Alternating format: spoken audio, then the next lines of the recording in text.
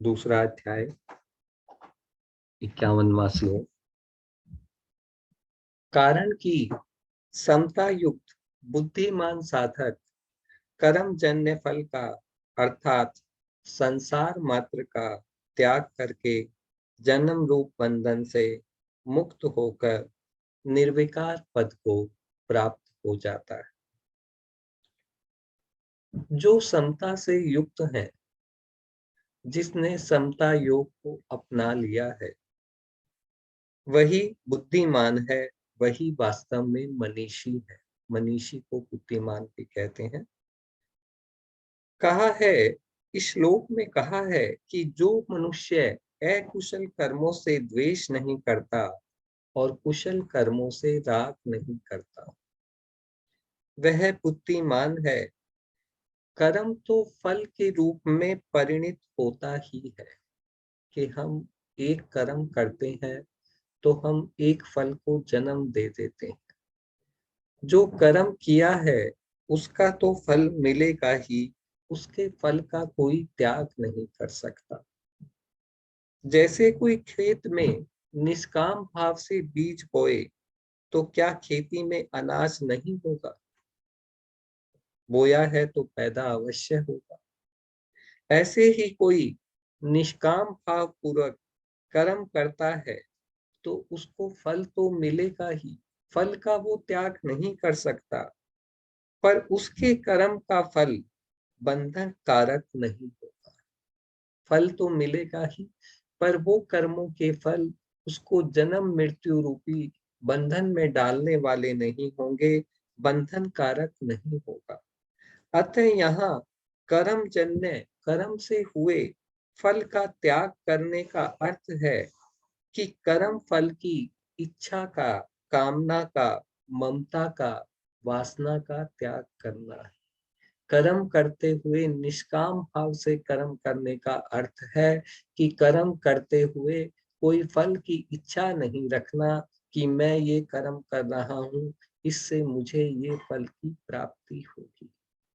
साधारण मनुष्य एक कर्म करता है तो उसकी इच्छाएं अनंत होती है कि इससे मुझे धन की प्राप्ति होगी, धन से मुझे घर की प्राप्ति होगी, घर से मुझे बहुत सारी चीजें, सुख सुविधा, ऐशो आराम की प्राप्ति हो।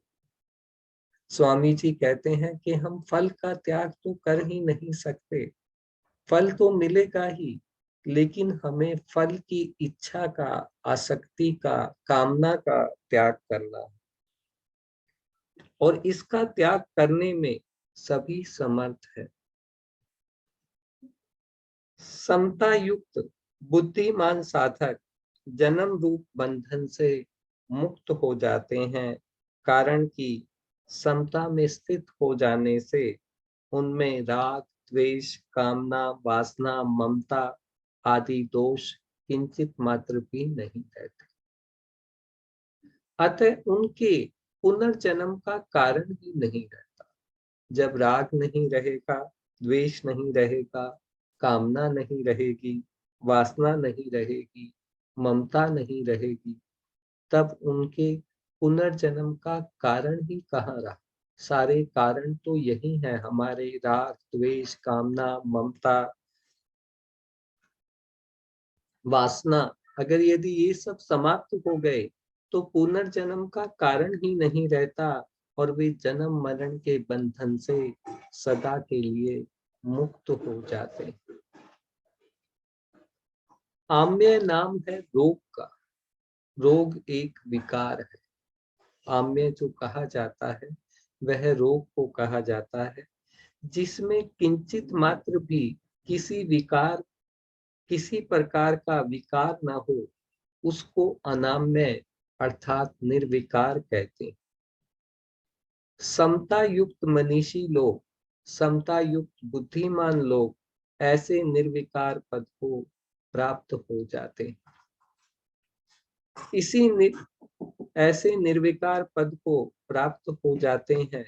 यद्यपि गीता में सत्वगुण को भी अनाम्य कहा गया है।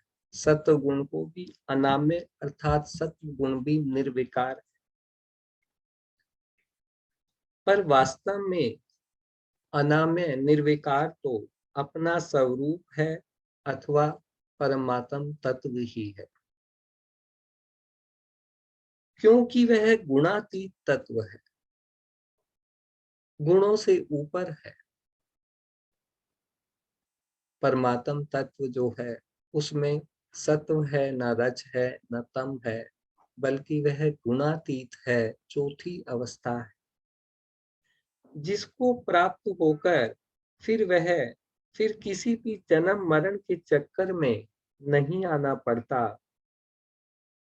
परमात्म तत्व की प्राप्ति में हेतु होने से भगवान ने सत्व गुण को भी अनामय कह दिया, कि सत्व गुण जो है वह परमात्म तत्व को प्राप्त कराने वाला है, इसलिए उसको भी अनामय कह दिया है।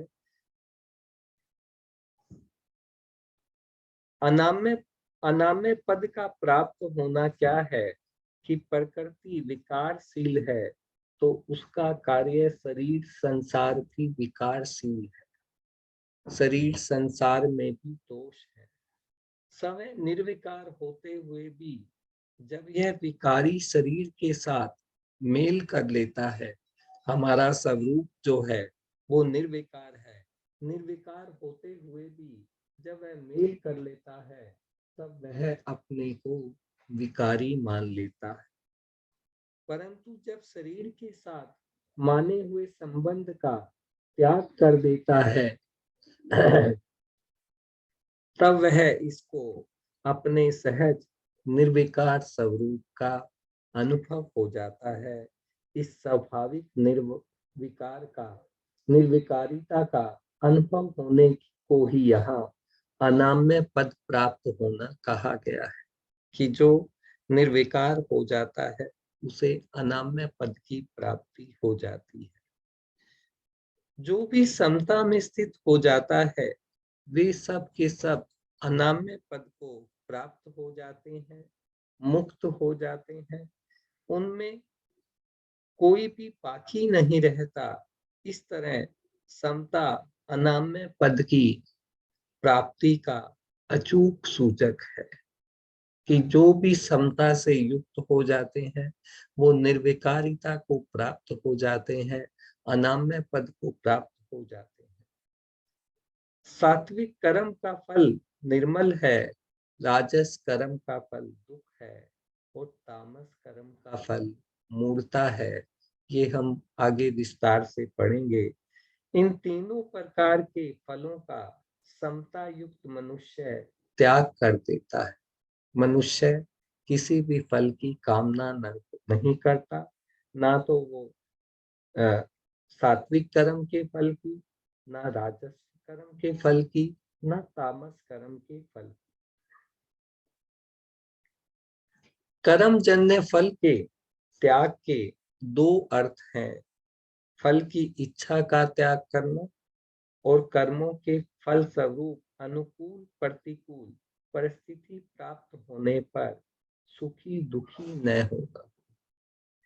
बोले कर्मों के फल के त्याग करने का, कर्मों के द्वारा जो फल की प्राप्ति होती है, कर्म जन्य फल के त्याग के दो अर्थ हैं।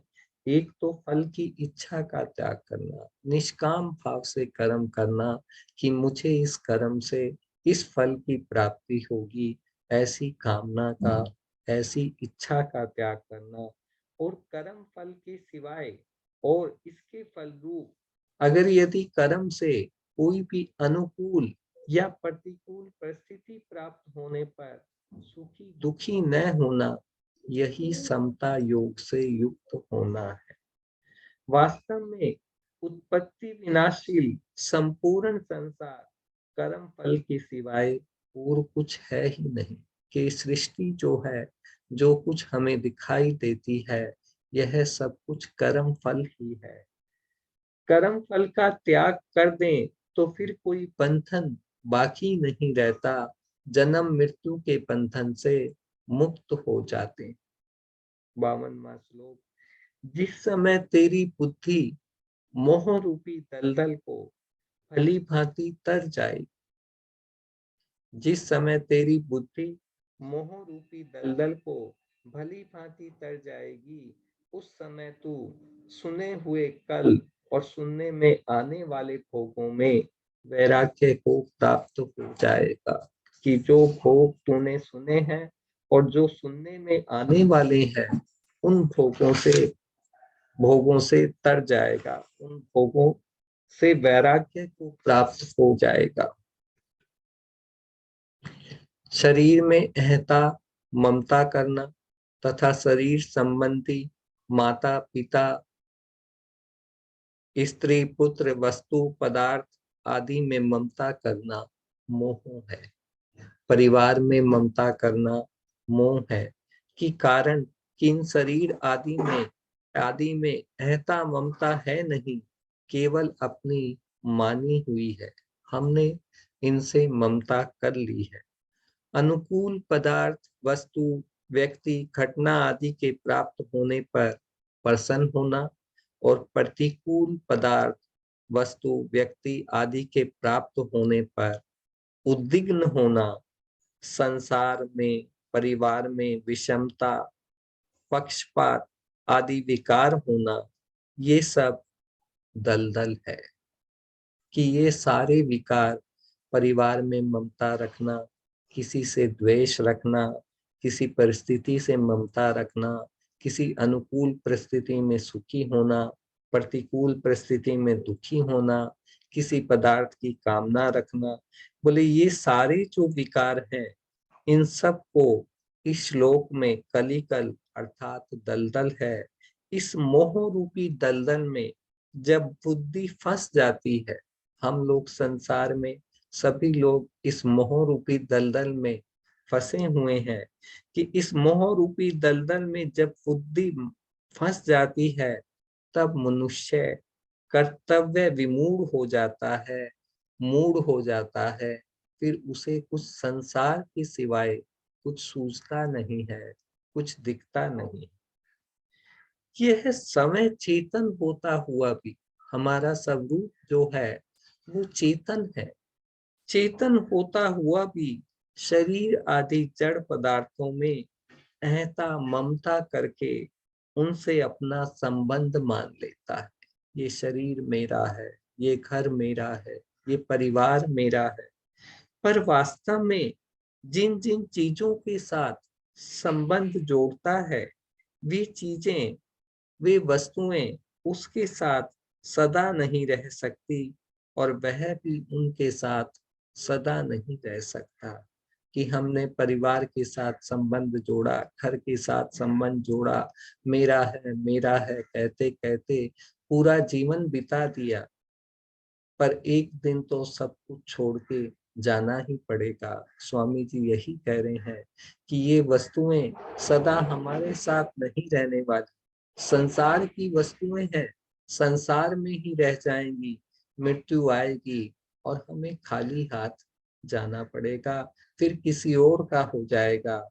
हम सारा जीवन जिसको मेरा मेरा कहते रहे, उनके साथ सदा नहीं रह सकता, परंतु मोह के कारण इसकी इस तरफ दृष्टि नहीं जाती, बल्कि यह अनेक प्रकार के नए नए संबंध जोड़कर संसार में अधिक से अधिक फंसता चला जाता है। कि सारा दिन हम देखते हैं मनुष्य मृत्यु को प्राप्त हो रहे हैं, फिर भी हमारी दृष्टि उस ओर नहीं जाती, बल्कि हम नए नए संबंध जोड़कर संसार में अधिक से अधिक फंसते चले जाते हैं। जैसे कोई राहगीर कोई राहगीर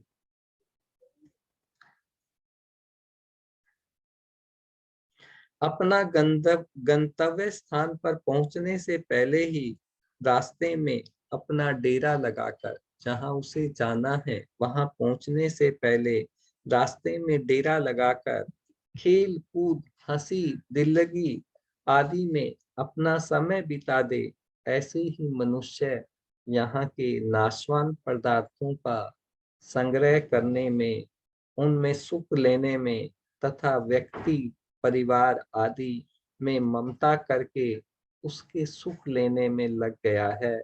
यही उसकी बुद्धि का मोह रूपी दलदल में फंसना है कि हम सारा जीवन सिर्फ परिवार परिवार, मैं मेरा, इसी में पूरा जीवन व्यतीत कर देते हैं। यही मोह रूपी दलदल में फंसना है। हमें शरीर में अहता ममता करने तथा परिवार में ममता करके यहाँ थोड़े ही बैठे रहे। एक दिन तो जाना ही। स्वामी जी कहते हैं कि यहाँ थोड़े ही बैठे रहना है, एक दिन तो जाना ही है। इनसे ही फंसे रहकर अपनी वास्तविक कल्याण से वंचित थोड़े ही रहना है। यदि हम इस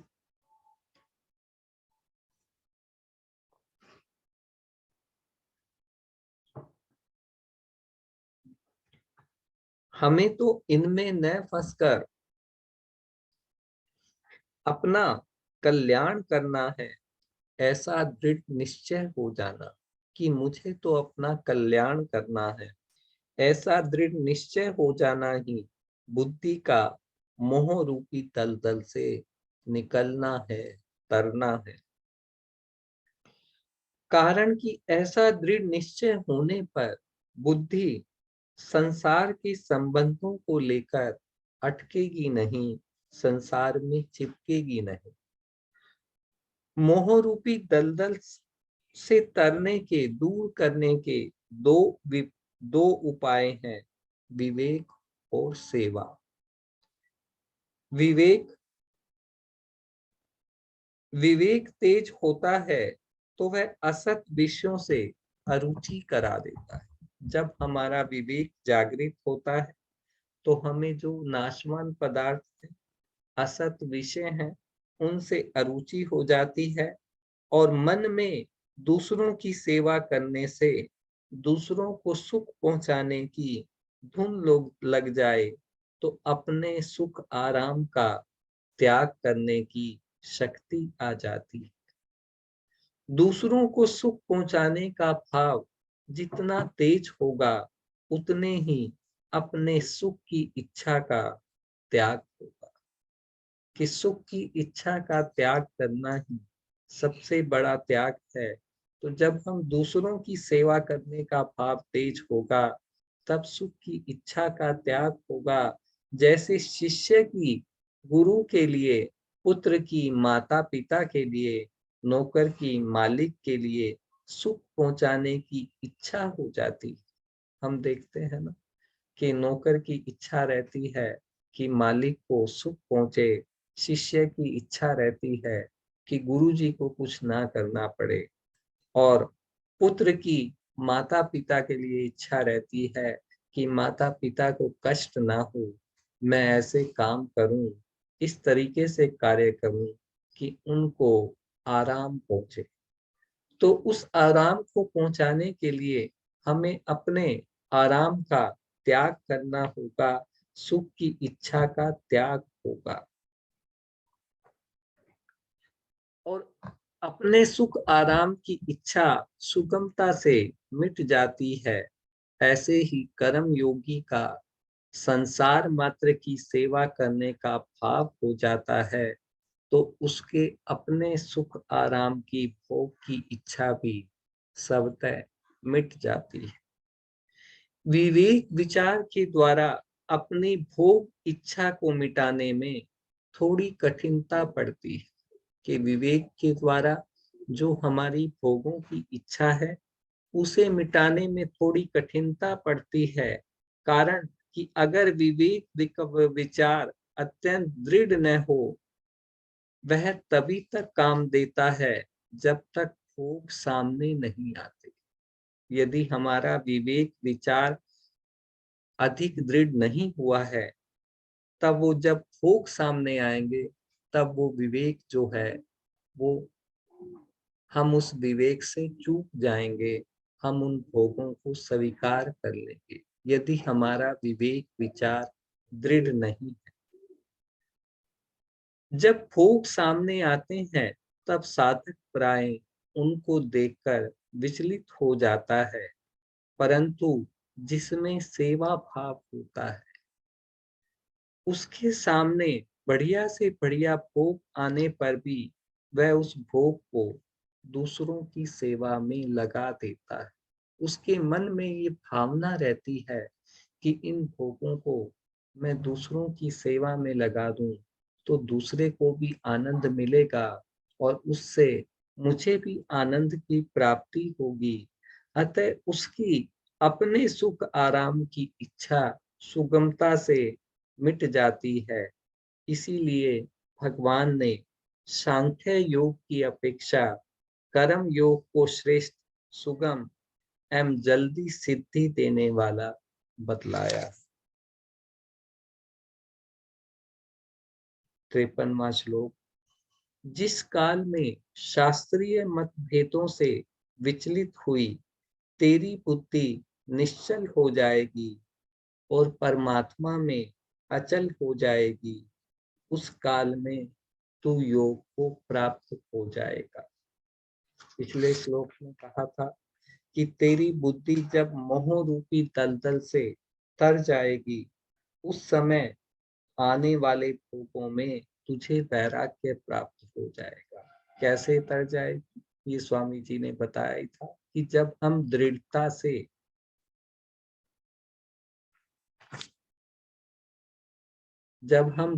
से सेवा भाग को अपना लेंगे, विवेक विचार को अपना लेंगे, तब मोह रूपी दलदल से हम लोग तर जाएंगे। अब इस श्लोक में कह रहे हैं कि जिस काल में शास्त्रीय मतभेदों से विचलित हुई तेरी बुद्धि निश्चल हो जाएगी, परमात्मा में अचल हो जाएगी, उसी काल में तू योग को प्राप्त हो जाएगा। अर्जुन के मन में यह दुविधा है कि अपने गुरुजन का, अपने कुटुंब का नाश करना भी उचित नहीं है और अपने शास्त्र धर्म के कारण युद्ध का त्याग करना भी उचित नहीं। एक तरफ तो कुटुंब की रक्षा हो और एक तरफ शास्त्र धर्म का पालन हो। इसमें अगर कुटुंब की रक्षा करें तो युद्ध नहीं होगा और अगर शास्त्र धर्म का पालन करें तो कुटुंब की रक्षा नहीं होगी। इन दोनों बातों में अर्जुन की बुद्धि विचलित हो रही है। अतः भगवान शास्त्रीय मतभेदों में बुद्धि को निश्चल और परमात्मा प्राप्ति के विषय में बुद्धि को अचल करने की प्रेरणा करते हैं। दो प्रकार का जाल होता है, एक संसारी और एक शास्त्रीय। संसार के मोह रूपी दलदल में फंस जाना संसारी जाल में फंसना है और शास्त्रों के, संप्रदायों के द्वैत अद्वैत आदि अनेक मत मतांतरों में उलझ जाना शास्त्रीय जाल में फंसना है। कि पहले तो मनुष्य अपने संसारी जाल में फंसता है कि ये घर मेरा है, ये परिवार मेरा है। जब इस दलदल से निकलता है तब उसके सामने शास्त्रीय जाल आ जाता है। संसारी जाल से उलझे हुए छटा के सूत के समान। बोले संसारी जाल में जो उलझे हैं वो तो थोड़े से सूत में उलझे हुए हैं, छटाक में उलझे हुए सूत के समान। और शास्त्रीय जाल उलझे हुए 100 मन सूत के समान। अतः भगवान यहाँ बताते हैं कि संसारी और शास्त्रीय इन दोनों जालों में बुद्धि निश्चल, एक निश्चय वाली होनी चाहिए। परमात्मा में बुद्धि अचल होनी चाहिए कि हमें तो परमात्मा की प्राप्ति करनी है, चाहे जो हो जाए। जब तक मन में दृढ़ता से ये भाव नहीं आएगा, तब तक परमात्मा की प्राप्ति नहीं होगी। पहले तो साधक को इस बात को लेकर संदेह होता है कि संसारिक व्यवहार को ठीक किया जाए या परमात्मा की प्राप्ति की जाए। प्रत्येक साधक के मन में आरंभ में ये उलझन रहती है कि वह संसारिक व्यवहार करे या परमात्मा प्राप्ति की तरफ चले। जितने भी साधक हुए हैं सबको इन उलझनों से गुजरना पड़ता है। फिर उसका ऐसा निर्णय होता है कि मुझे तो केवल संसार की सेवा करनी है और संसार से कुछ लेना नहीं। मुझे तो सिर्फ संसार की सेवा करनी है, संसार से कुछ लेना नहीं है। ऐसा निर्णय होते ही साधक की भोगों से विरक्ति होने लगती है, वैराग्य होने लगता है। ऐसा होने के बाद जब उसकी भोगों से विरक्ति हो गई, भोगों से वैराग्य हो गया, तब वो परमात्मा की तरफ चलता है। तब उसके सामने साध्य और साधन विषय के तरह तरह के शास्त्रीय मतभेद आते हैं। साधन, साध्य और साधन, किसकी साधना करनी है, कैसे साधना करनी है, ये सभी साधकों के जीवन में आते हैं। शास्त्रीय मतभेद आते हैं कि इसमें मेरे को किस साध्य को स्वीकार करना है और किस साधन पद्धति से चलना। इसका निर्णय करना बड़ा कठिन हो जाता है प्रत्येक साधक को कि मैं किस पद्धति से जाऊं जिससे मुझे परमात्मा की प्राप्ति हो, आत्म ज्ञान की प्राप्ति हो। कौन सा रास्ता मेरे लिए अनुकूल है। परंतु जब साधक सत्संग के द्वारा अपनी रुचि, श्रद्धा, विश्वास और योग्यता का निर्णय कर लेता है अथवा निर्णय न हो सकने की दशा में भगवान की शरण होकर उनको पुकारता है, तब भगवत कृपा से उसकी बुद्धि निश्चल हो जाती है कि एक तो वह जब वो सत्संग के द्वारा श्रद्धा, विश्वास और योग्यता का निर्णय कर लेता है, अथवा जब निर्णय नहीं होता है तब वो भगवान के शरणागत हो जाता है कि प्रभु आप ही मुझे सही रास्ता दिखला सकते हैं। मैं आपके शरणागत हूँ, मुझे कुछ नहीं पता है, जो करना है आपको करना है। तब भगवत कृपा से उसकी बुद्धि निश्चल हो जाती है। दूसरी बात, संपूर्ण शास्त्र संप्रदाय आदि में जीव, संसार और परमात्मा, इन तीनों का ही अलग अलग रूपों से वर्णन किया गया। बोले जितने भी शास्त्र हैं उनमें जीव का, स्वरूप का और संसार का, इन तीनों का, जीव, संसार और परमात्मा का, तीनों का अलग अलग रूप में वर्णन किया गया है। इसमें विचार पूर्वक देखा जाए तो जीव का स्वरूप चाहे जैसा हो, पर जीव मैं हूँ। जीव का स्वरूप चाहे जैसा भी हो, पर जीव मैं हूँ, इसमें सब एक मत है कि जीव है, इसमें सब एक मत है। और संसार का स्वरूप चाहे जैसा भी हो, पर संसार को छोड़ना है, इसमें भी सारे शास्त्र एक मत है। किसी भी शास्त्र को आप पढ़ेंगे वो कहेगा कि संसार का त्याग करना पड़ेगा। और जीव हूं, इसमें भी सारे शास्त्र एक मत है। पर परमात्मा का स्वरूप चाहे जैसा भी हो, उसको प्राप्त करना है, इसमें भी सारे शास्त्र एक मत है कि परमात्मा का स्वरूप जैसा भी हो उसे प्राप्त करना है, इसमें सब शास्त्र एक मत है। ऐसा निर्णय कर लेने पर साधक की बुद्धि निश्चल हो जाती है कि मेरे को तो परमात्मा को ही प्राप्त करना है। ऐसा दृढ़ निश्चय होने से बुद्धि अचल हो जाती है। तब साधक सुगमता पूर्वक योग, परमात्मा के साथ नित्य योग को प्राप्त हो जाता है। इसमें कुछ बाकी है जो कल करेंगे क्योंकि आज समय हो गया है। बोलो वृंदावन बिहारी लाल की जय। जय जय श्री राधे। जय जय श्री राधे श्याम। सबको सुनाई दे रहा है ना अभी? हाँ भैया दे रहा है। जय जय श्री राधे श्याम। बोलो स्वामी राम सुखदास जी महाराज की जय। जय। सबको राम राम। सबको राम राम। सबको राम राम। हरे सबको कृष्णा। राम। सलाम। सबको प्रणाम।